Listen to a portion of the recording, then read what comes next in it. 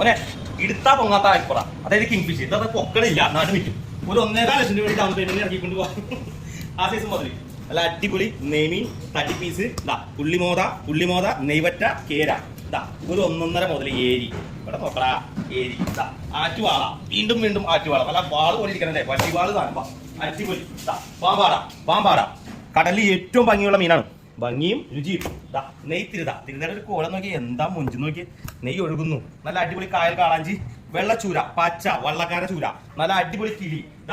ഇതൊക്കെ ആവോലി, കർത്താവോലി, fresh വള്ളക്കാര, fresh കർത്താവോലി. അതിൽ ചെറുതും വരും വലുതും വരും, എല്ലാം ഉണ്ടാവും. എല്ലാം നോർമൽ പ്രൈസ് ഉള്ളൂ.